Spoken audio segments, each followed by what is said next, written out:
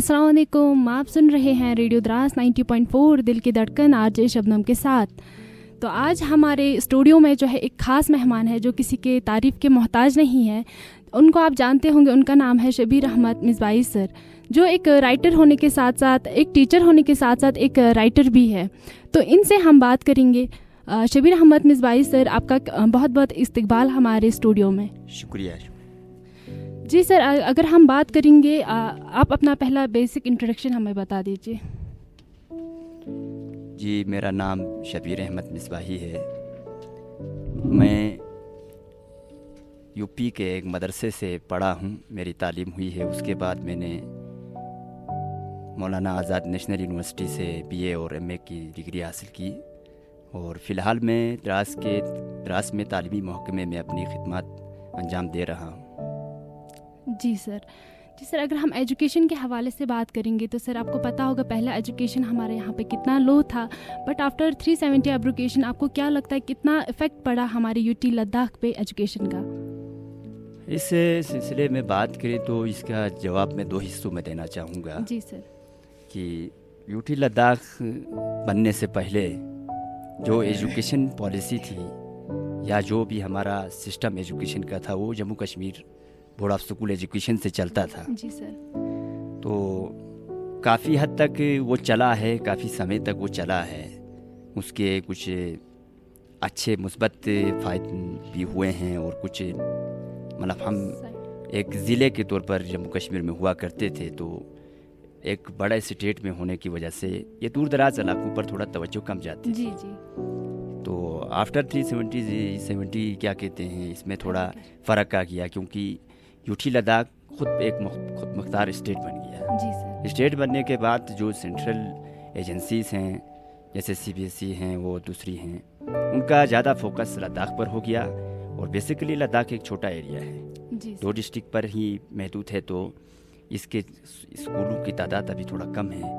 तो इस तरह से एक सेंट्रल गवर्नमेंट को हमारे इलाके में फोकस करने का ज़्यादा मौका मिला। जी सर। उसके बाद सेंट्रल जो स्कीमें हैं बच्चों के लिए, स्कॉलरशिप की और दूसरी MDM की और एजुकेशन को लेकर के दूसरी चीज़ें हैं, वो सारी चीज़ें जल्दी जल्दी मुहैया होने लगी। तो इस वजह से हम देख रहे हैं कि अभी ज़्यादा बना हुआ स्टेट बना हुआ, यूटी बने हुआ अभी ज़्यादा समय हुआ नहीं है जी। तो आने वाले वक्त में मुझे लगता है कि फोकस रहने की वजह से इस पर बहुत फ़ायदा होने वाला है और हम उम्मीद करते हैं, आशा रखते हैं कि अच्छा ही होगा हमारे यूटी लद्दाख के लिए। जी, हम ये कह सकते हैं कि आफ्टर 370 बहुत सारे फ़ायदा मिला हमारे यूटी लद्दाख को। हाँ, इसमें बहुत सारी चेंज आ गई। इसमें कोई दो राय नहीं है। जी सर, अगर हम और एक पॉलिसी की बात करेंगे सर, अभी NEP एक पॉलिसी है सर, नेशनल एजुकेशन पॉलिसी, इसको हम अडल्ट पॉलिसी भी कह सकते हैं सर। इसका मेन मकसद क्या था हमारे यूटी लद्दाख के लिए? इसका क्या मेन अहम रोल रहेगा सर? देखिए, जहाँ तक नेशनल एजुकेशन पॉलिसी को लेकर बात है तो ये पर्टिकुलर किसी लद्दाख के साथ खास नहीं है। जी सर। ये हमारी सेंट्रल गवर्नमेंट ने तमाम इंडिया में 30-33 साल के बाद एजुकेशन में एक तब्दीली लाई है, जिसकी डिमांड न चाहते हुए बढ़ रही थी। क्योंकि NEP से पहले का जो सिस्टम एजुकेशन का था, जो आज से 30 साल 35 साल चला है, उसमें यह था कि ये मैं पर्टिकुलर लद्दाख को लेके नहीं बोल रहा हूँ, नेशनल एजुकेशन पॉलिसी को लेके बोल रहा हूँ। तो उसका मेन मकसद क्या हो गया कि पहले बच्चे कुछ पर्टिकुलर सब्जेक्ट्स पर BA में करते थे और बहुत सारी मतलब उनको वक़्त भी जाता था, लेकिन अब महसूस किया गया कि किसी बच्चे को, मान लीजिए आप अभी BSc कर रही हैं, जी सर, तो ऐसा भी हो सकता है कि आपको किसी आर्ट के सब्जेक्ट में कोई दिलचस्पी हो, जी, जैसे कि आपको कोई लिटरेचर से दिलचस्पी है, लेकिन आप BSc की सब्जेक्ट लेने की वजह से ऐसा नहीं कर पाती थी। जी। अब इसको क्या कर दिया नेशनल एजुकेशन पॉलिसी में, NEP के बाद ये हो जाता है 4 साल का ग्रेजुएशन। इस दौरान आप दूसरे सब्जेक्ट को भी टच कर सकती हैं, आपको उस BSc सब्जेक्ट से कोई खारिज नहीं कर सकता है। अब आप BA नहीं होंगे पढ़ लिख कर, अब आप बैचलर्स होंगे। और ये नेशनल एजुकेशन पॉलिसी का जो तब्दीली आई है, खुसूसन इसमें एक चीज़ का ख्याल रखा गया नेशनल एजुकेशन पॉलिसी में, इसमें है मदर टंग को लेकर के, मदरी लैंग्वेज को लेकर के। वो इसकी वजह से मुझे लगता है कि जो बच्चा शुरुआत से, बेसिक से, यहाँ पे एजुकेशन पॉलिसी की एक बात मैं आपको यहाँ जिक्र करना चाहूँगा कि इसमें एक चीज़ कही गई है कि सिस्टम पूरा चेंज कर दिया गया है और दूसरी चीज़ ये है कि यहाँ पे प्राइमरी लेवल का जो एजुकेशन है उसको मदर टंग में देने का इनका जो है मेन मकसद है। तो उस वजह से मुझे लगता है कि जो बच्चे, मान लीजिए आपका बच्चा अभी, हमारा बच्चा अभी शीनिया ज़बान बोलता है, उसको पढ़ना पड़ता है उर्दू में, समझना पड़ता है तीसरी चीज़। अब ऐसा नहीं होगा। अब बच्चे को नेशनल एजुकेशन पॉलिसी में जब मातृ ज़बान में पढ़ाया जाएगा, बच्चे को कुछ समझाने की ज़रूरत नहीं रहेगी। बच्चे को हर चीज़ पहले से पता रहती है, बस उसको सिर्फ नाम पता चलेंगे। इस वजह से नेशनल एजुकेशन पॉलिसी को लेकर हम काफ़ी पुरुमीद भी हैं। एज ए टीचर मुझे अच्छा भी लगता है और हम उम्मीद करेंगे कि हमारे बच्चे आगे अच्छा पढ़ें। जी सर, कितना फ़र्क पड़ा हमारे इस चीज़ से हमारे एजुकेशन सेक्टर में? अब जहाँ तक फ़र्क पड़ने की बात है तो सबसे पहले मैं ये बता दूँ, अभी नेशनल एजुकेशन पॉलिसी NAP जो है कि मुकम्मल तौर पर इसका इंट्रोड्यूस नहीं हुई है जी। उनका लक्ष्य है कि 2023 से, इसी साल से इनको करना है। पर्टिकुलर यूटी लद्दाख में अभी इसका कोई ऐसा कोई वो नहीं हुआ है, एलिमेंट नहीं आए हैं, अभी इसको दाखिल नहीं किया गया है। हाँ, इन 2023 से इसको चलाना है, 2023 से ये चलेगा। अब आगे आने वाले वक्त बताएगा कि इसका कितना फ़ायदा हुआ है। जी जी सर, अब अगर हम एक राइटर के हवाले से बात करेंगे तो सर आप एजुकेशन फील्ड के साथ साथ एक बहुत अच्छे राइटर भी रह चुके हैं सर मैं बात करूंगी, अगर हमारे जो यूटी लद्दाख में कोई किसी को राइटर बनने का शौक़ होगा सर, उसको उसके लिए क्या करना पड़ेगा? कौन सी जो पॉइंट्स आपने दिमाग में रखनी पड़ेंगी उस चीज़ को पाने के लिए, वो राइटर बनने के लिए सर आपकी तरह? सर ये राइटर जो होते हैं ना, जी सर, चाहे आप सिंगर हों, चाहे राइटर हों, चाहे कुछ भी आप लिखें, जी सर, राइटर बनने के लिए कुछ, मेरे हिसाब से जहाँ तक मेरा तजर्बा ये 10-12 साल का रहा है, राइटर बनने के लिए कुछ करना नहीं पड़ता है। जी सर, ये इंसान के जहन में होता है। जैसे आप अभी FM में इंटरव्यू ले रही हैं मेरा, जी, आप पता नहीं किस नज़रिए से मुझे देख रही हैं, किस हिसाब से आप ये FM की नई ड्यूटीज़ को आप ले रही हैं, जी जी। लेकिन एक राइटर दूसरा सोचता है। वो इसमें आपके रोज़गार के बारे में सोचेगा, इसके सोचेगा कि यह ऐसा होता क्यों है। राइटर बनने के लिए बेसिकली तौर पर मैं कहूँगा, इसको उर्दू में हम जब बोलते हैं तो तख्लीक़कार कहा जाता है, मतलब इन्वेंशन करने वाला। तो ये इंसान को खुदा की तरफ से होता है, ये खुद से नहीं होते हैं कि मैं राइटर बनूंगा। नहीं सर, पहले होता है ना, बचपन से किसी को एक शौक होता है, एक गोल वही मैं होता आपको है। समझा रहा हूँ। अगर किसी को ऐसा भी होता है सर, कोई बीच में किसी से इंस्पायर होके, हाँ, वही मैं आपको समझा रहा था कि जब वो तो उसके खुद मन में आ जाता है कि क्या करूँ, कुछ करना है, मुझे कुछ बोलना है। जैसे अभी आप FM में बैठी हैं तो आपको आपके मन में कुछ होगा कि मैं बोलूँ जी। वो मेरे हिसाब से आप भी तख्लीकार हैं, आप भी वॉइस राइटर हैं, आपके भी ख्यालात हैं, विचार हैं। तो राइटर बनने के लिए एक तो खुदा की वो है, रही बात किसी से इंस्पायर होकर के, किसी से आप मुतासिर होकर के बनते हैं तो उस तरफ से भी राइटर बनते हैं। लेकिन बेसिकली तौर पर खुद के उसके होती है मुताला और एजुकेशन। मुताला ज़्यादा अगर करते रहेगा तो उसको खुद मन में आ जाता है कि मैं कुछ लिखूं, कुछ बोलूं। जी सर, जी बहुत बहुत शुक्रिया सर। और अगर हम बात करेंगे सर, आपने बहुत सारी बुक्स लिखी हैं सर, उनका मौजू क्या है सर? आपने वो क्या, मतलब हमारे सोसाइटी पे उसका कितना फ़र्क पड़ेगा और उसका मेन मकसद क्या था सर? देखिए, मेरी पहली किताब तालिबी नफ्सियात और बेदारी है। जी जी। ये पर्टिकुलर लद्दाख खुसूसन कारगिल के निज़ाम तालीम को लेकर एक किताब है और इसमें मैंने लड़कों के बच्चों की साइकोलॉजी पे बात की है। मेरी साइकोलॉजी से शुरू से दिलचस्पी रही है, तो मैंने इसमें साइकोलॉजी से बात की है कि आपके बच्चा छोटे में क्या करेगा, इससे बढ़कर क्या करेगा, आगे चल के क्या करेगा। तो इस किताब को मतलब मैं सोचता हूँ कि ये साइकोलॉजी से रिलेटेड एक बुक है, पहली किताब जो तालिबी नफ्सियात और बेदारी थी।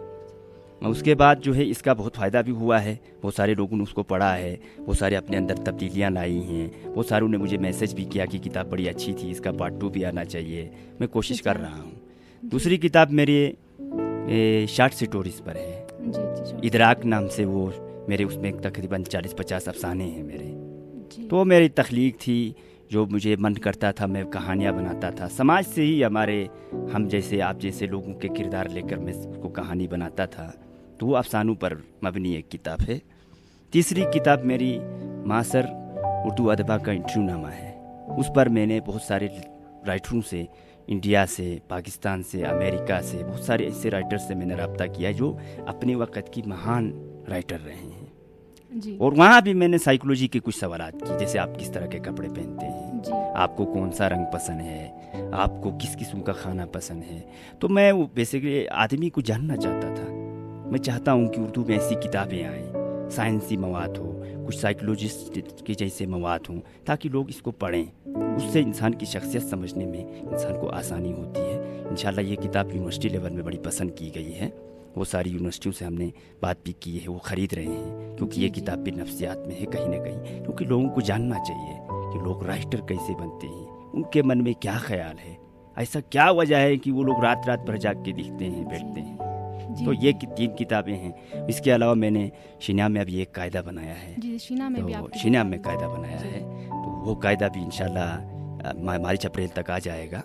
तो मुझे उम्मीद है कि इससे मादरी ज़बान में काफ़ी मदद मिलेगी बच्चों को। अच्छा सर, इसमें मादरी ज़बान के बारे में सर हाँ, आपने लिखा हुआ है। जी, बेसिक कायदा है। तो शबीर अहमद मिसबाई सर, हम आपसे जानना चाहेंगे कितने स्ट्रगल्स आपने देखे, कितने मुश्किलात आपको आ गए।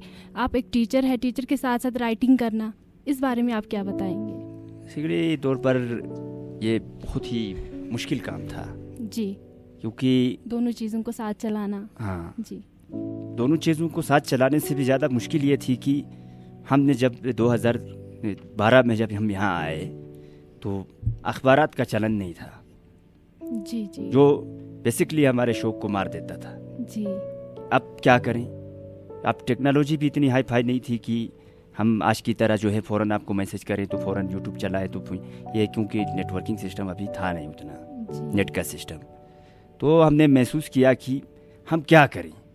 तो इधर उधर देखने के बाद हमारे सीनियर कुछ आदमी हैं, गुलाम नबी ज़िया साहब और सागर शफी साहब, इन लोगों से जब मुलाकात हुई तो पता चला कि कारगिल नंबर नाम का एक अखबार आता है यहाँ, जो हफ्ते में 15 दिन में एक बार आता है।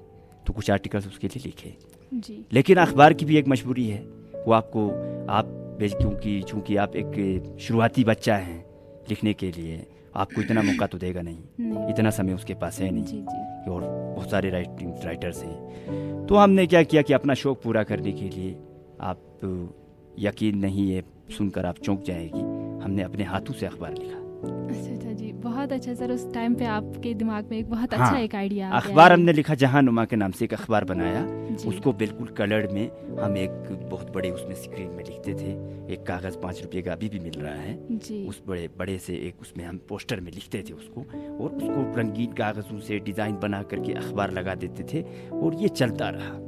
इस सिलसिले को इतना पसंद किया गया कि बाज़ लोग मुझसे ये कहते थे कि भाई हमारी आंखें अभी रोशनी कम हो गई है, दीवार में ये हमसे पढ़ा नहीं जा रहा है, आप इसको ऐसा करो, कंप्यूटराइज करो। अच्छा। फिर हमने कंप्यूटराइज करके उसी अखबार को जो है इल्मुनुमा के नाम से चलाया, जो काफ़ी पॉपुलर हुआ बच्चों के दरमियान, क्योंकि उसमें एजुकेशन से रिलेटेड मवाद आता था।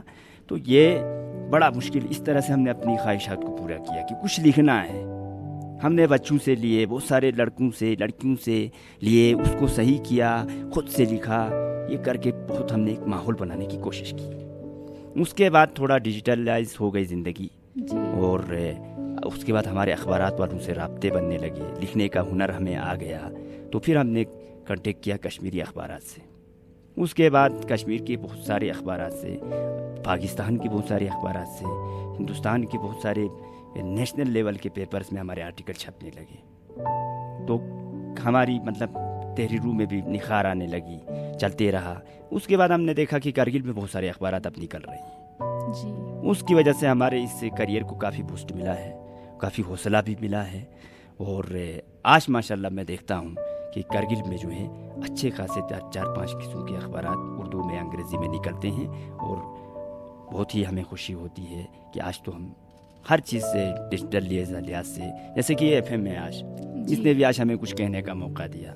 तो आज हमारी ज़िंदगी काफ़ी हमें खुशी होती है ये सब देख करके, और अपना कुछ कहने का, कुछ लिखने का जो हुनर है उसको लोगों तक पहुंचाने के लिए हमें वसाइल मिले, इस बात की खुशी है। यही हमारा करियर रहा। जी जी सर, आपका इस स्ट्रगल का दौर कितने टाइम तक रहा? कहते हैं ना, एक सक्सेसफुल इंसान के पीछे की जो मजबूरी, जो उनके स्ट्रगल्स है, वो जानना चाहिए पहले, उसके सक्सेसफुल ज़िंदगी के जानने में बारे में पहले। ये ज़्यादा नहीं, काफ़ी अभी भी जारी है ये स्ट्रगल, हमारा मरते दम तक जारी रहेगा। मैं अपने सुनने वाले सामीन से भी यही कहूँगा कि आपको स्ट्रगल करना है, कोई भी बड़ा नहीं होता है, आपको सीखना है, मज़ीद सीखना है, ये हमारा जारी रहेगा। और आज तो काफ़ी आसानियाँ भी हैं। सर जैसे आपने बात किया पहले कोई डिजिटलाइज्ड नहीं था, डिजिटल एजुकेशन का दौर नहीं था। अभी अगर हम बात करेंगे तो अभी हमारे पास डिजिटल एजुकेशन हर जगह हर दौर में फैल गया है, और जो हमारी जो बुक्स है, जो मेन बुक्स पढ़ी जाती है वो भी अभी यूट्यूब से पढ़ी जाती है, किताबों से आज दूर हो रहे हैं। इस बारे में सर आप क्या कहेंगे? दुख तो होता है एक राइटर के तौर पर जी, कि लोग जी। किताब से दूर हैं, जी लेकिन खुशी इस बात की है कि ई बुक की सूरत में, ई बुक के फॉर्मेट में एक ऐसा हमें आसान सा एक वसीला मिल गया कि जिसकी ज़रिए से हमारी बात बहुत जल्द और काफ़ी छोटे से मौके पर बहुत जगह पर पहुंच रही है। तो ऐसा नहीं है, किताब का अपना एक मज़ा है। मैं सुनने वालों से यही कहूँगा कि आप बेशक मवाद जमा कीजिए, डिजिटलाइज में भी ई बुक का भी इस्तेमाल कीजिए, लेकिन किताबें ख़रीदने का, किताबों से दोस्ती का वो न छोड़िए, क्योंकि किताब पढ़ने में अलग एक नशा है, अलग जी, एक जी। मज़ा है। जी जी, वही जो पहले मज़ा था सर, हाँ, आज वो है। किताबों से पढ़ते थे, दिल लगा के एक अलग कमरे में पढ़ा जाता था। आज डायरेक्ट हम यूट्यूब से पढ़ते हैं, तो उससे बहुत असर पड़ा ना सर, हाँ जो राइटर्स वगैरह है उनकी ज़िंदगी पर, या हाँ, काफ़ी असर पड़ा है। जी, जी। और अच्छा भी लगता है कि चलो कुछ ना कुछ हम मैसेज दे रहे हैं, हमारी किताबें पढ़ी जा रही हैं, हम दूसरों की किताबों को पढ़ रहे हैं। जिन किताबों को ख़रीदने के लिए हमारे पास पैसे नहीं होते हैं, उनको भी हम ला के पढ़ रहे हैं। जिन देशों से हम किताब मंगवा नहीं सकते, वो फ़ायदे भी हुए हैं कहीं ना जी कहीं। जी, बहुत सारे फ़ायदे भी रहे हैं। बहुत सारे जी, फ़ायदे हैं, और उसके साथ साथ ये हो गई है कि लोग थोड़ा किताब से दूर हो गए दूर हो हैं। रहे हैं, उसमें सर। अलग एक मज़ा है, उसी से सीखा जाता है। जी सर, जी जी। सर अगर हम बात करेंगे एनजीओ की, हमारे यूटी लद्दाख में जो है बहुत सारे एनजीओस हैं सर, जो बच्चों की आवाज़ को आगे बढ़ाते हैं, बच्चों की आवाज़ को बढ़ावा देते हैं। सर क्या ऐसी कोई तंजीम हमारे हमारे द्रास में भी है सर, जो बच्चों की वॉइस को बढ़ावा देने के लिए है? हाँ, वैसे ऐसी कमी नहीं है, बहुत सारी नई तंजीमें भी बन रही हैं, लेकिन इससे पहले बहुत सारी तंजीमें हैं। मैं अच्छी तरह जानता हूँ, लिडोस हैं यहाँ एक तंजीम, वो भी बच्चों की एजुकेशन को बूस्ट करने के लिए काम करती हैं। उसके अलावा ये आमिर अमानुल्लाह साहब की ज़ेर सरपरस्ती एक ऐसी तंजीम सीमा नाम से है, जी तो सर। वो भी तंजीम भी बच्चों के प्री एग्ज़ामिनेशन लेकर के, काउंसलिंग्स करा करके बहुत सारे काम कर रही है। उसके अलावा हम खुद एक इल्मुनुमा के नाम से भी एक तंजीम है, जो बच्चों को वक्ती तौर पर थोड़ा थोड़ा मदद करती है।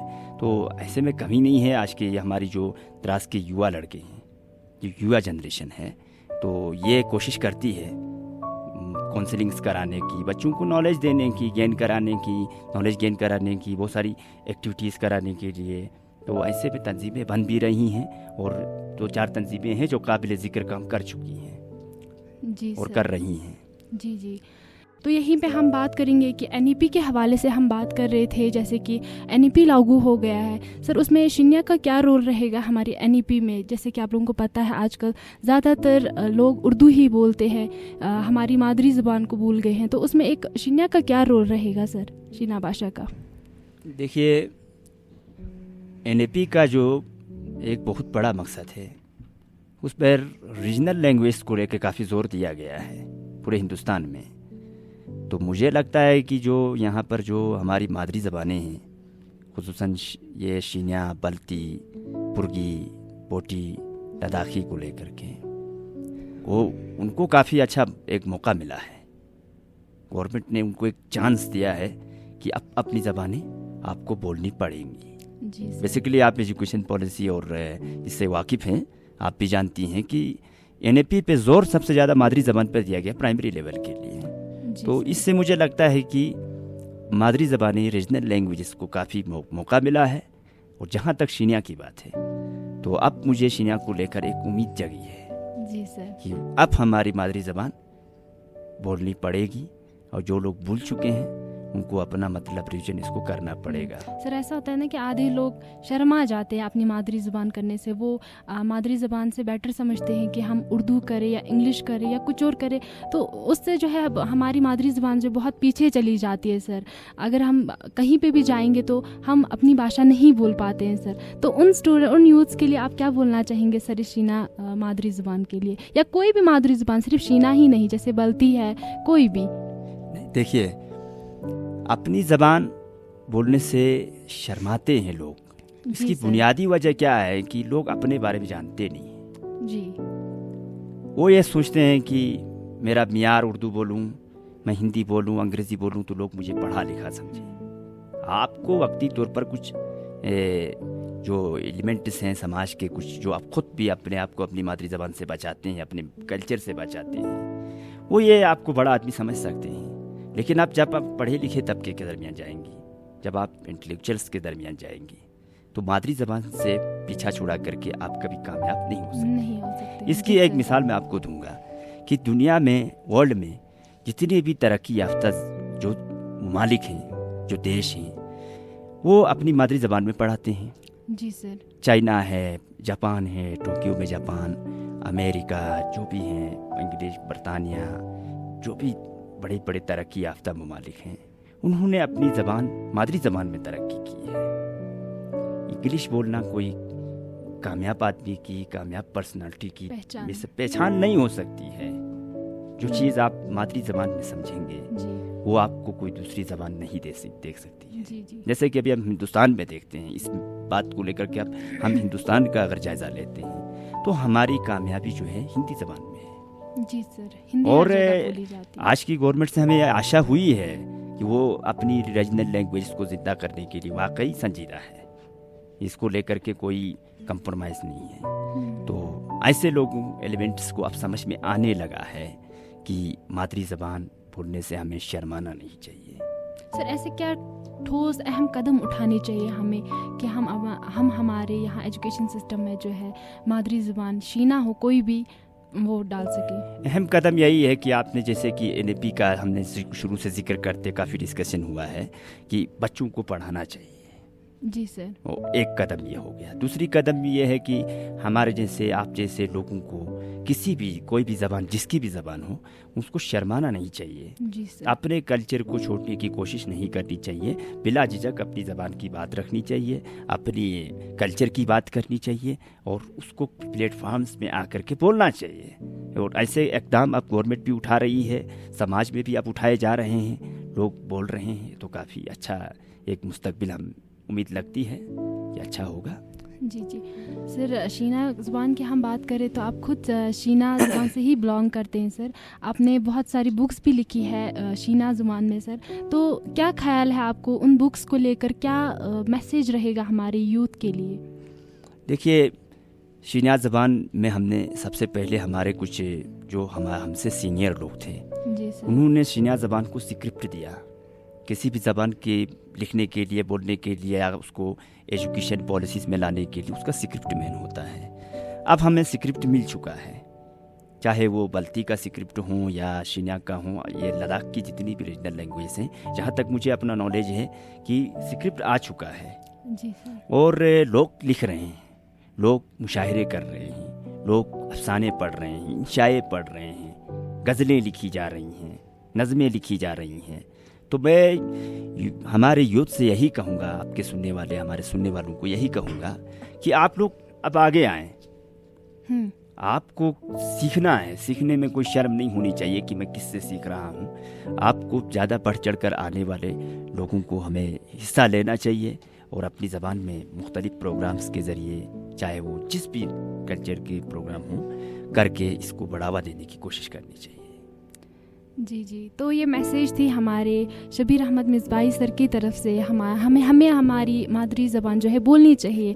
अगर हम कहीं भी जाएंगे, दुनिया के किसी भी कोने में जाएंगे, हमें शर्माना नहीं चाहिए, हमें हिचकिचाना नहीं चाहिए। जहाँ पे भी जाए हमें हमारी मादरी ज़ुबान ही बोलनी चाहिए, क्योंकि अगर हम अपनी मादरी ज़ुबान से छुप कर कहीं पे भी जाएंगे, हम कभी भी कामयाब नहीं हो सकते ज़िंदगी में। तो सर बहुत बहुत शुक्रिया इस मैसेज के लिए। तो सर अब हम यहाँ पे एजुकेशन की बात करेंगे। तो सर आप देखते हैं कि दुनिया में ऐसी भी जगह है जहाँ पे -50 डिग्री होता है। जैसे कि हम अभी रशिया की बात करेंगे तो सर वहाँ पे -50 डिग्री सेल्सियस अभी इस टाइम का कोल्ड टेम्परेचर रहा है सर। तो हाँ, ये हमारा द्रास भी जो है दुनिया के दूसरे सरद तरीन इलाका इसको बोला जाता है सर। इसमें जो है हमारे विंटर में जो ब्रेक होते हैं, स्टूडेंट जो है कट ऑफ हो जाते हैं पढ़ाई से सर, उनको क्या करना चाहिए सर? इसके लिए आप क्या बोलना चाहेंगे कि हमें पढ़ाई किस तरह कंटिन्यू करनी चाहिए सर? इस सिलसिले में आपने सच कहा कि दुनिया में मतलब बहुत सारे ऐसे जगह हैं जी सर, जहाँ पे हमसे ज़्यादा टेम्परेचर होता है और वहाँ पर स्कूल वगैरह चलते हैं। बेसिकली रशिया में हैं, ऐसी 5-10 जगह हैं। जी जी सर। तो जहाँ तक यूटी लद्दाख की बात है, खुसूसन पार्टिकुलर मैं यहाँ द्रास का जिक्र द्रास, करूँगा कि हाँ। माइनस काफ़ी मतलब गिर जाता है और जी। टेम्परेचर काफ़ी गिरने की वजह से हमारे बच्चे बीमार हो जाते हैं। जी अब ऐसा नहीं है, आने वाले मुस्तकबिल में ये आपको चेंजेस बहुत सारे देखने को मिलेंगे, जी सर, क्योंकि मैं खुद एजुकेशन सिस्टम में हूँ, बिलोंग तो हम देख रहे हैं, बिलोंग करता हूँ और अब हम देख रहे हैं कि गवर्नमेंट इसको लेकर काफ़ी संजीदा है। जी सर, सबसे पहले इसमें क्या कहते हैं कि हीटिंग अरेंजमेंट्स अब काफ़ी तेज़ हो गए लद्दाख में। जी जी सर, दूसरी चीज़ ये है कि गवर्नमेंट और भी वसाइल को आजमाने की कोशिश कर रही है और इसका काफ़ी फंड सेंट्रल गवर्नमेंट से आ रहा है और इसको लेकर के, इस वक्फे को लेकर के काफ़ी कम करने की कोशिश अब की जा रही है। जैसे कि आपको अभी इल्म होगा कि यहाँ पर हमने हमारे तालीमी सेशन जो है चेंज कर दिया गया है। अब हमारा सेशन दोबारा से शुरू होने वाला है। जी सर, तो अब ये गवर्नमेंट के लिए कोई मुश्किल काम नहीं है, ये आप बहुत दिन भी दूर नहीं है। अब जी। रशिया की तरह हमारे यहाँ भी -50 में -30 में ये स्कूल चलेंगे और वक्फा काफ़ी कम हो जाएगा। इसको लेकर काफ़ी मतलब चिंता का कोई विषय नहीं है ये, क्योंकि गवर्नमेंट इस पर काम कर रही है। जब गवर्नमेंट खुद संजीदा हो किसी चीज़ को लेकर के, तो काफ़ी ये एलिमेंट्स काफ़ी मुश्किल नहीं लगते हैं। आने वाले वक्त में आपको यूटी लद्दाख में मुसलसल स्कूल देखने चलने को मिलेंगे और अच्छा भी लगता है। काफ़ी बच्चे मतलब हमसे कनेक्टेड रहते हैं, हम बच्चों को जी कुछ सर। देते हैं, बच्चे हमसे कुछ लेते हाँ हैं, हमें भी ये एक्टिविटीज़ अच्छी हैं। हाँ, एक चीज़ है कि जहाँ तक ऐसे एरियाज़ में कुछ वक्फा तो होना ज़रूरी भी है।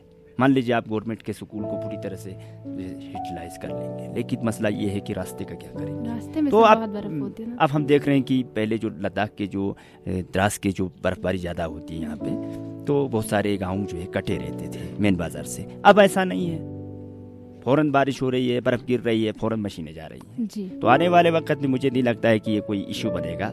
अब काफ़ी एजुकेशन भी डिजिटलाइज हो चुकी है, जी सर, बच्चे घरों में रह कर के भी ऑनलाइन पढ़ने को तरजीह देते हैं और अब काफ़ी मुश्किल नहीं है। आने वाले वक्त में मुझे लगता है कि यहाँ पर एक थाईलैंड की तरह से स्कूल बनेंगे, जिसमें इंशाल्लाह, स्कूल नहीं इंशाल्लाह। होंगे, खाली एक कमरा होगा, जो बच्चा जहाँ पढ़ना चाहता है। मुझे उम्मीद है, क्योंकि जहाँ तक मैंने एजुकेशन का मुताला किया है, ऐसे भी मैंने देश में एजुकेशन सिस्टम्स देखे हैं जिसमें बच्चे जो है क्लास में है नहीं।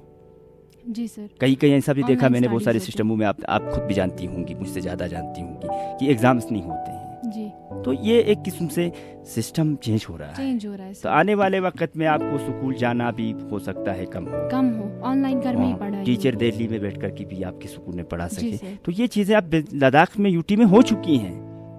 हमने खुद कई वीडियोस बनाए हैं जी सर, जो कि आपको बच्चों को दिए गए टेबलेट्स पर स्कूल एजुकेशन की वेबसाइट पर मौजूद होंगे, हर ज़बान के। हम खुद इससे एक पैनल में हैं जिस पे कोशिश हो रही है कि लिंक्स के ज़रिए बच्चों को घरों में पढ़ाया जाए। तो अब सर्दी का इशू रहेगा नहीं इंशाल्लाह। आने वाले वक्त में लद्दाख में स्कूलों के वक्फे की कमी होने की ज़्यादा उम्मीद है। जी सर जी। अगर एजुकेशन के ही हवाले से बात करेंगे सर, हमारे यूटी लद्दाख में सर, हमारी द्रास में जो है कॉपीराइट का बहुत ये सिलसिला चलता है सर। बहुत पुराने ज़माने से सिलसिला चलता आ रहा है सर ये कॉपीराइट करने का, क्योंकि आने वाले जनरेशन में वही जो हमारे फ्यूचर स्टार माने जाते हैं, उनको सर कल को वो बड़े बड़े अहदों पे फाइज हुए होते, बड़े बड़े अहदों पे काम करते हैं सर। अगर वही स्टूडेंट जो है इतने सारे मार्क्स गेन करके जो है यहाँ से बाहर जगहों पे भी काम करते हैं सर, उन स्टूडेंट्स के लिए आप क्या मैसेज देंगे जो ऐसे कॉपीराइट करते हैं? उनको ऐसा नहीं करना चाहिए ना सर, क्योंकि बहुत सारे स्टूडेंट्स ऐसे भी होते हैं जो इसको तरजीह नहीं देते हैं। तो उन स्टूडेंट्स के लिए क्या बोलोगे सर आप? देखिए, क्या कहते हैं, कॉपी की जहाँ तक आपने बात की जी है, सर, ये बेसिकली बहुत गलत चीज़ है। जी इसका हम निंदा करते हैं, इसकी कड़ी निंदा करते हैं। जी सर, लेकिन एक उर्दू में एक कहावत है कि वो दिन लद गए जब गधे पकौड़ी हकते थे। जी अब दिन लग चुके हैं। अब क्या होता है कि एजुकेशन में जो है, जो भी एग्ज़ाम सेंटर्स रहेंगे वहाँ पे सीसीटीवी कैमरों के जरिए मॉनिटराइज किया जाएगा। जी सर, एक बहुत अच्छा स्टेप उठाया गया है, स्टेप उठाया गया है। जी। और हिंदुस्तान की दूसरी स्टेट्स में जैसे नई दिल्ली वगैरह में ये काफ़ी पहले से मौजूद भी है। वो दिन अब लग चुके हैं, कॉपी करने वाले नपे जाएंगे, क्योंकि सीसीटीवी कैमरास के ज़रिए एग्ज़ाम सेंटर्स को मॉनिटराइज किया जा रहा है। आने वाले वक्त में जो है, आपने यूजीसी वगैरह का एग्ज़ाम तो दिया ही होगा, जी जो सर। पूरा डिजिटलाइज होता है और ऑनलाइन होता है। तो आने वाले वक्त में मुझे लगता है कि कॉपी करने वालों के लिए कोई जगह नहीं बचती है। जी सर, ज़रूर सर। हाँ, एक चीज़ मैं यहाँ ज़रूर कहूँगा कि फिर भी आप कॉपी कर लेते हैं, तो कॉपी से आप जो है एग्ज़ाम को पास कर सकते हैं, लेकिन उन चैलेंजेस को पास नहीं कर सकते जो लाइफ जैसे में अभी आने देखिए वाले मैं होते हैं। आपके साथ इंटरव्यू में बैठा हूँ, आप मेरे साथ इंटरव्यू में बैठी हैं। इंटरव्यू में बैठना, इस कुर्सी को पा लेना आप अप्रोच से भी कर सकती हैं, जी लेकिन इस कुर्सी को बचाना ये अप्रोच से नहीं हो सकता है, क्योंकि आज जो है ऐसे ऐसे आलात, ऐसी ऐसी टेक्नोलॉजी आ चुकी है जो इंसान को जो है अगर अंदर कुछ होगा तो बिकेगा, वरना मुश्किल हो जाता है। तो कॉपी करने वालों के लिए कोई गुंजाइश नहीं बचती है।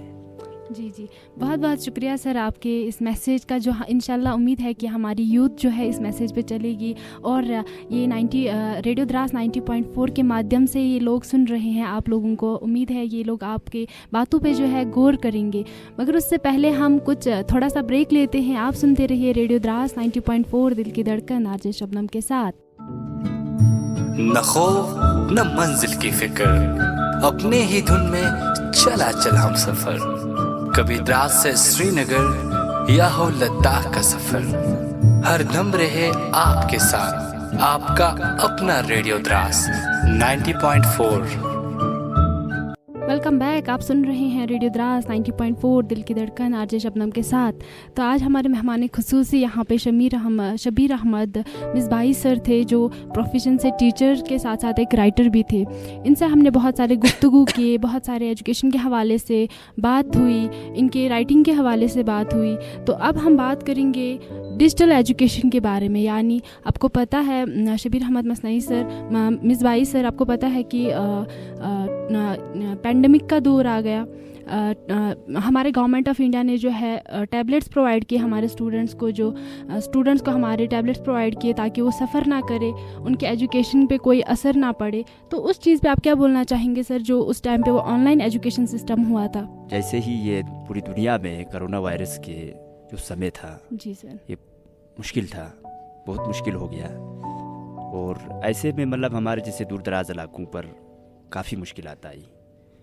तो बेसिकली इस कोरोना वायरस से कुछ चीज़ें अच्छी हो गई। ऐसे में मतलब सरकार की ये जो डिजिटल एजुकेशन है, इसको लेकर के नया सोचने का एक मौका मिला। जी सर, मौका इस तरह मिला कि स्कूल सब बंद हो गए, सारी एक्टिविटीज़ ठप हो गई, चाहे वो एजुकेशनल हो चाहे वो समाजी हो, जो भी हो सब ठप हो गई। तो ऐसे में गवर्नमेंट को सोचने का मौका मिला कि भाई ऐसा क्या किया जाए कि एजुकेशन हो या चाहे कोई भी काम हो जारी रहे।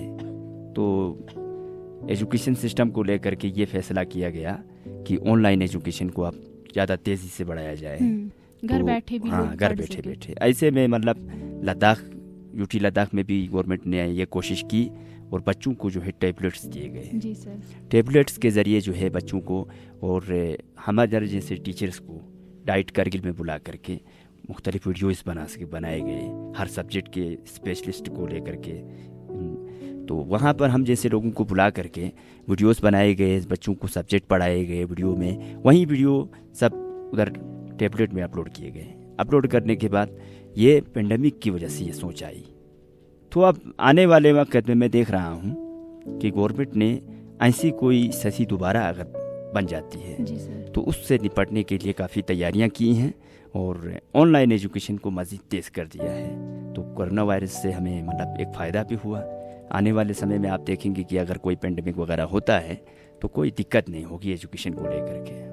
लद्दाख में भी इसको लेकर काफ़ी अच्छा काम हुआ, सारे स्कूलों को टैबलेट्स दिए गए, वीडियोस पर अपलोड किए गए, मुख्तलिफ सब्जेक्ट्स को अपडेट करके बच्चे को अब कोई दिक्कत ही नहीं है, घर बैठे बैठे पढ़ रहा है, आराम पढ़ रहा है। जी सर, अगर हम बात करेंगे यहाँ फ़ायदे की, आपको पता है कि टैबलेट से बहुत सारे फ़ायदे भी हुए, मगर कुछ बच्चों ने जो है इसका साइड इफ़ेक्ट भी था इसका। कुछ बच्चों ने जो है गेम्स वगैरह डाउनलोड की। इसमें जो है एक बड़ा रोल उनके पेरेंट्स का भी रहता है, जो बच्चों को नज़रअंदाज करते हैं, जो बच्चों को ध्यान नहीं देते हैं। तो सर उन पेरेंट्स के लिए और उन स्टूडेंट्स के लिए आप क्या मैसेज देंगे जो इसका गलत फ़ायदा उठाते हैं? सर देखिए मैं ये आपको बता दूं कि ये दुनिया में शुरू से महसूस किया गया है कि किसी भी टेक्नोलॉजी की, किसी भी मतलब ऐसे किसी भी चीज़ की, कंप्यूटर की, मोबाइल की, टीवी की, टैबलेट्स की, जो भी चीज़ बनी है उसके जहाँ फ़ायदे बहुत सारे रहे हैं तो कुछ नुकसानात भी हमेशा रहे हैं। ये साथ में चलेंगी, अच्छाई और बुराई साथ में चलेगी। अब ये इंसान की सोच है कि वो उस चीज़ से कैसे फ़ायदा उठा सकता है। और कैसे उसका नुकसान होता है। तो टैबलेट्स के हवाले से आपने बात की, यूटी लद्दाख में हमने देखा बहुत सारे बच्चे गेम्स खेलते थे, वो सारे अपलोड करते थे, लेकिन ऐसा नहीं है कि उनको मॉनिटराइज नहीं किया जा रहा है। मैंने खुद देखा कि टैबलेट्स में एक लिंक होती है, उसको रजिस्टर्ड कराया जाता है और सारी एक्टिविटीज़ आपकी निकल जाती है, ऑनलाइन होती है। अब पेरेंट्स को ये देखना है, ये काम पेरेंट्स का है। एजुकेशन ऐसा एक काम है जिसमें ये ताली बजाना जैसा है, एक हाथ से कभी ताली नहीं बजेगी जी। हर चीज़ में अच्छी चीज़ अगर आपको करनी है, स्कूल में बच्चों को फ़ायदा देना है, लेकिन घर आने के बाद आप बच्चों को मॉनिटराइज नहीं करेंगे, बच्चों को काउंसलिंग नहीं करेंगे, बच्चों को कैसे पढ़ना है इसकी अहमियत नहीं बताएंगे, तो बच्चों का मैं इसमें कोई कसूर नहीं मानता हूँ, क्योंकि बेसिकली ये उस्ताद और बच्चों का काम है, ये टीचर पेरेंट्स का काम है कि उनको किस तरह लगाना है। क्योंकि एक बच्चा कुछ भी करे वो बच्चा है, हमने अपनी बचपने का भी हमें पता है, हम बच्चे ही रहेंगे, सीखना हर एक को है, लेकिन वालिदैन को इस पर नज़र कड़ी रखनी है कि हमारा बच्चा क्या कर रहा है। मोबाइल उसको प्रोवाइड किया गया है, मोबाइल में वो क्या देख रहा है, मोबाइल में क्या पढ़ रहा है, तो बिल्कुल मॉनिटराइज होना चाहिए, इसमें कोई कंप्रोमाइज़ नहीं करनी चाहिए, क्योंकि ये बच्चे की ज़िंदगी का सवाल है, क्योंकि बच्चे को अभी क्या पता कि क्या होता है। तो इसमें वालिदैन काफ़ी जिम्मेदार हैं, टीचर्स को भी इसमें चेकिंग होनी चाहिए। और अभी शुरुआत है, धीरे धीरे मैंने आपको एक बात अभी पहले भी बताई कि सब नापा जाएगा, सबका हिसाब किताब हो जाएगा। अब गवर्नमेंट सोच रही है, हमने अभी कुछ दिन पहले एक ट्रेनिंग में गए थे हम, तो वहाँ पे ये बात हो रही थी कि बच्चों के जो है वो गेम्स चलेंगे ही नहीं टैबलेट पे। जी सर, फिर तो बहुत एक अच्छा वो स्टेप खुद हम डिफ्यूज हो बताएंगे। जाएंगे जी। तो ये चीज़ें हैं, गवर्नमेंट कर रही है। अब ये सर। शुरुआती लम्हात हैं, आने वाले वक्त पे काफ़ी अच्छा हो जाएगा। बहुत सारे अच्छे चेंज हमें मिलेंगे Changes हमारी यूटी मिलेंगे। लद्दाख के लिए ना सर। ठीक सर। सर अब हम अगर बात करेंगे, एक स्टूडेंट को गाइडेंस एंड काउंसलिंग की भी बहुत ज़रूरत पड़ती है सर।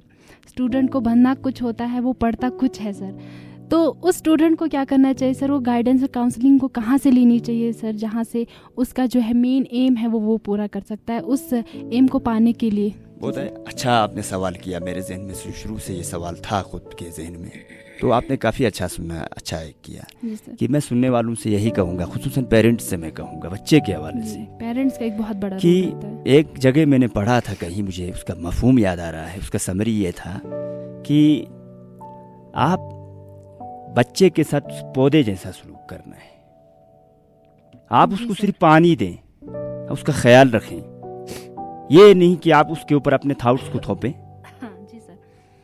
खुसूसन मैं यहाँ मेरे सुनने वाले द्रास के पार्टिकुलर लोगों को बोलूँगा, कारगिल के, लद्दाख के, सबसे बोलूँगा, वालिदैन से, कि आप लोग ये बच्चों को जो है एक दूसरे को देख के ना पढ़ाएं कि मेरे पड़ोस का आदमी डॉक्टर बन रहा है तो अरे तुझे भी डॉक्टर बनना है, मेरे पड़ोस का आदमी अगर टीचर बन रहा है तो तुझे भी टीचर बनना है। तो नफ्सियात भी ये कहती है कि बच्चे के साथ उसके थॉट्स के साथ सौदा नहीं करना चाहिए। अगर आपका बच्चा डॉक्टर बनना चाहता है, आप उसको ज़बरदस्ती जो है टीचर बना रहे हो, तो ये आप उसके साथ बहुत बड़ा खिलवाड़ कर रहे हो। बच्चों को पौधों की तरह सिर्फ उनकी देखभाल करें, उनको देखें, बड़ा होने दें, फिर वो पौधा बढ़ता है। अगर आप उस पे ऊपर अपने ख्यालात को थोपने की कोशिश करेंगे, अननेसेसरी चीज़ें खुद की जो खुद नहीं बन सके वो बनाने की कोशिश करेंगे, तो इससे आपका बच्चा बनेगा नहीं, उसके नुकसानात बहुत हैं। मैं वालिदैन को इस एफएम के ज़रिए ये मैसेज और गुजारिश करूँगा कि आप अपने बच्चों के जो है अगर वाक़ईतन इसका करियर बनाना चाहते हैं तो आप उनकी फ़कत निगहदाश्त करें, ख्याल रखें, उनको संवारें, ये कोशिश ना करें कि वो बच्चे को अपने हिसाब से सोचने दो वो क्या बनना चाहता है। वाकई कामयाबी वही होता है जो खुद से कुछ बनना चाहता है। जी सर, जी बहुत बहुत शुक्रिया सर। तो ये थे हमारे साथ शबीर अहमद मिसबाई सर। लास्ट में सर हमारे यूथ को आप क्या मैसेज देंगे सर, यूटी लद्दाख के यूथ को? अभी इस टाइम आपको बहुत सारे 25,000 लोग सुन रहे हैं सर हमारे रेडियो द्रास 90.4 के माध्यम से, आप क्या मैसेज देना चाहेंगे सर यहाँ के पेरेंट्स को, यहाँ के यूथ को, यूटी लद्दाख को सर? मैसेज जो है मेरा आफाकी रहेगा जी, किसी पार्टिकुलर कोई शोबे को लेके नहीं रहेगा। मैं द्रास के युवा समाज से, खुसूसन वालिदैन से और दूसरे लोगों से भी कोशिश कर यही मैसेज कहूँगा कि अब आप लोग जो है मतलब काफ़ी तरक्की कर चुके हो, आप लोगों के पास माध्यम बहुत सारे हैं, आप लोगों के पास हर चीज़ है। अब आप लोग ये कोशिश करें कि कैसे हमको इस यूटी लद्दाख को संवारना है, कैसे हमें द्रास को संवारना है, कारगिल को कैसे संवारना है, कैसे इसको हम आगे बढ़ाएं, कैसे अंतर्राष्ट्रीय मंचों पर इसके जो है इसको नाम को रोशन करें, अपने कैसे अपने गांव देश का नाम रोशन करें, इसके बारे में सोचना है आपको। और हमेशा मुस्बत रहना है, पॉजिटिव रहना है, कोई नेगेटिव थिंकिंग लेके नहीं चलना है। आपके पास आज हर चीज़ की सुविधा उपलब्ध है। आपके पास आज यूट्यूब है, फेसबुक है, सोशल मीडिया नेटवर्क्स हैं, FM रेडियो है और काफ़ी माध्यम से। आज ज़रूरी नहीं है कि आपके पास कोई आए, यूट्यूब के ज़रिए आप अपनी सलाहियतों को, अपने अंदर की छुपी हुई सलाहियतों को बाहर ला सकते। तो ऐसे में कोशिश एक ये करें कि पॉजिटिव एक रिस्पॉन्स आए, ऐसा नेगेटिव रिस्पॉन्स की तरह न भागें, लोगों के पीछे पड़ना, टांग खींचना, इस तरह की कोशिशें न करें। आप अपने लिए करें ताकि आपका नाम हो, आपके देश का नाम हो, आपके इलाके का नाम हो। यूटी लद्दाख बना है, एक नया मौका मिला है आपको, तो उसको आप कोशिश करें कि वो उस अपॉर्चुनिटी को कमा हक उसको जो है अप्लाई करके दिखाएं। और आज काफ़ी मौका है, यूथ्स को मैं कोशिश यही मैसेज दूंगा कि आप कोशिश करें, आगे बढ़ें, बस कुछ करने की कोशिश करें ताकि कुछ हो, समाज की भलाई हो, समाज के लिए कुछ कर सकें। अपना निजी स्वार्थ का न सोचें, इसमें काफ़ी नुकसान है। वक्ती तौर पर इंसान को कामयाबी मिलती है। तो मैं यही गुजारिश करूंगा, मैं सुनने वालों से यही एक रिक्वेस्ट करूंगा कि आप इसको अपनी सलाहियतों को बाहर ला करके ज़्यादा से ज़्यादा कोशिश में सामने आने की कोशिश करें। जी सर, तो हमारे सर शबीर अहमद मिसबाही सर का यही मैसेज था कि अपनी सलाहियतों को पूरा लाए, जिसमें आप बेस्ट है वही करें। आजकल हमारे ज़माने में ऐसा बहुत होता है कि पेरेंट्स का एक बहुत बड़ा एक बोल सकते हैं हम दबाव होता है एक बच्चे पे। अगर जैसे इन्होंने पहले भी जिक्र किया कि अपने पड़ोस के लोगों को देखकर ये नहीं बताया कि मेरे बच्चे को भी यही बनना है, क्योंकि अल्लाह ताला ने हर किसी के लिए अलग तरीके, अलग ज़रिए से अलग चीज़ें लिखी हुई है। हर किसी की किस्मत में अलग अलग चीज़ें लिखी हुई है। कोई डॉक्टर बनता है, कोई टीचर बनता है, कोई किसी फील्ड में होता है। तो अपने बच्चों को डिप्रेस ना करे, स्ट्रेस ना दे कि तुम्हें भी यही बनना है। अगर मेरे दोस्त का बच्चा ये बन गया, तुम्हें भी यही बनना है, वो फलाना बंदा आगे बढ़ गया, तुम पीछे रह गई, ऐसा बिल्कुल भी डिप्रेस नहीं करना है बच्चों को। तो उनको उन्हीं चीज़ में बेस्ट करवाना है जिस चीज़ की वो सलाहियत रखते हैं। तो ये थे हमारे साथ शबीर अहमद मिसबाही सर आज। सर आपका बहुत बहुत शुक्रिया। सर लास्ट में एक और सवाल हम पूछना चाहेंगे आपसे कि हमारे रेडियो द्रास 90.4 FM को लेके आप क्या बोलना चाहेंगे हमारे यूथ को, हमारे यूटी लद्दाख को? बहुत मैं शुक्रगुजार हूँ कि आपने आखिर में एक अच्छा सवाल किया। तो सबसे पहले तो मैं ये कहूँगा कि आप लोगों ने आज मुझे यहाँ मौका दिया है अपनी बातें रखने का, अपने विचार प्रकट करने के, तो ये मुझे बहुत खुशी हुई। मैं आप लोगों का तहे दिल से शुक्रगुजार हूँ। सबसे पहले मैं यहाँ पर एक आखिरी बात ये कहूँगा कि हमारी हिंदुस्तानी फ़ौज ने, इंडियन आर्मी ने हमारे लद्दाख के लिए खुसूसन हर वक्त जब से ये फ़ौज हमारे साथ आई है, जब से यहाँ है, मुख्तलिफ लम्हों पर मदद की है और सद्भावना स्कीम के माध्यम से भी बहुत सारी मदद हमारी की है। तो ऐसे में ये हमारी इंडियन आर्मी ने द्रास के लिए एक FM फैसिलिटी प्रोवाइड की। ये हमारे आने वाले तमाम यूथ्स को, मेरे सुनने वाले तमाम नौजवान दोस्तों को मैं कहूँगा कि एक अपॉर्चुनिटी है। उसके लिए मैं हिंदुस्तानी गवर्नमेंट का और हिंदुस्तानी फ़ौज का शुक्रगुजार हूँ। तहे दिल से शुक्रिया अदा करता हूँ अपनी आवाम की तरफ से, मेरे सुनने वालों की तरफ से, कि मुझे उम्मीद है कि हिंदुस्तानी आर्मी आइंदा भी ऐसी कोशिश करेगी, हमारे मुस्तकबिल के भी अपॉर्चुनिटीज़ हमें मुहैया करेगी। तो इस सिलसिले में मैं आप लोगों का भी शुक्रगुजार हूँ कि आप लोगों ने, और मुबारकबादी भी पेश करता हूँ कि आप लोगों ने अभी हाल ही में रेडियो द्रास का इनॉग्रेट किया है। तो काफ़ी आप लोगों को भी मुबारकबाद। आपके मुस्तकबिल के लिए नेक ख्वाहिशात हैं। तो हमारे नौजवानों के लिए एक मौका है, आप लोग आएँ वक्त से यहाँ पर अपने जो आपके अंदर सलाहियत है उस बारे में लोगों को जानकारी दें। तो शुक्रिया, थैंक जी। तो ये थे हमारे साथ शबीर अहमद मिसबाही सर, जिन्होंने बहुत अच्छे ख्यालात यहाँ पे इजहार किए। तो बहुत बहुत शुक्रिया सर, आपने अपना कीमती वक्त हमारे स्टूडियो को दिया, बहुत बहुत शुक्रिया। तो आप सुनते रहिए, ऐसे हम और भी बहुत सारे एजुकेशनिस्ट लाएंगे आपके लिए, जो आप लोग मीन्स कि जो हमारे यूथ के लिए अच्छा हो, जो हमारे यूथ के लिए एक अच्छा पैगाम दे हमारे रेडियो द्रास 90.4 के माध्यम से। तो आपका बहुत बहुत शुक्रिया सर। मगर आप सुनते रहिए रेडियो द्रास 90.4, दिल की धड़कन, आरजे शबनम के साथ। न खौफ न मंजिल की फिक्र, अपने ही धुन में चला चल हम सफर। कभी द्रास से श्रीनगर या हो लद्दाख का सफर, हर दम रहे आपके साथ आपका अपना रेडियो द्रास 90.4।